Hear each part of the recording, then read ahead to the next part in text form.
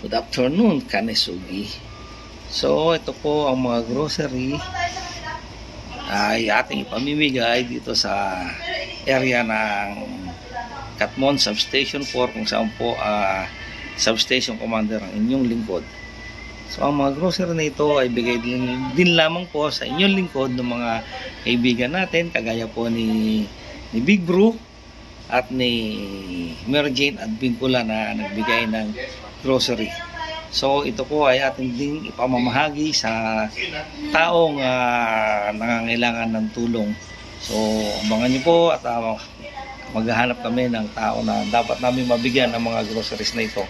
At muli, ito po ay inyong lingkod, si Police Major Nesugi ng Malabon City Police Station. Yan, good afternoon, Kanesugi.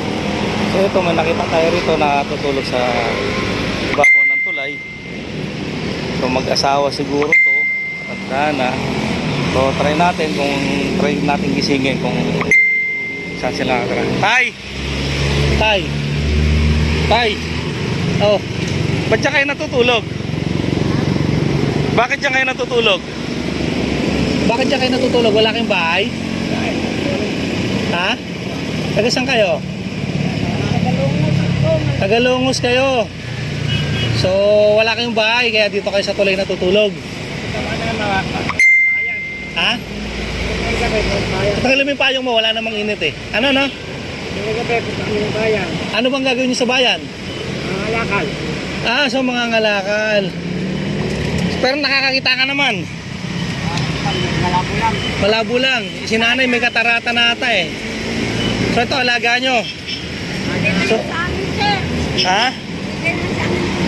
Binigay lang. O, kumusta naman yung pagkain nyo? Ayos lang. O, ito, tulay ito ng C4, di ba?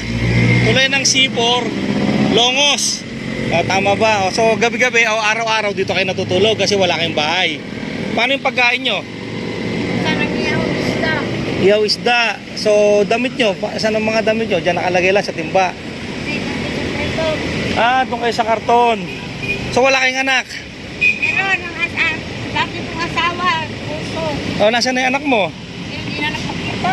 Hindi na. Nasaan na yung anak mo? Ilan ba anak mo? Nasaan na yung mga anak mo? Ha? Hindi mo na alam, ba't maliit pa nung nawala sa'yo? Si tatay, may anak ba siya?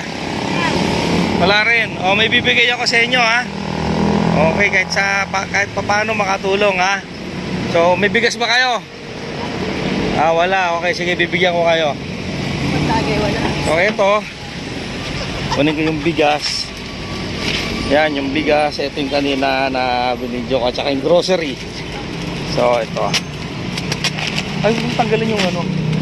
Ano nga yan, eh. Bibigyan ko kayo, ha? Ito, bigas. So, bigay din sa akin yan ng kaibigan natin, si Big Bro. Tapos, ito yung grocery.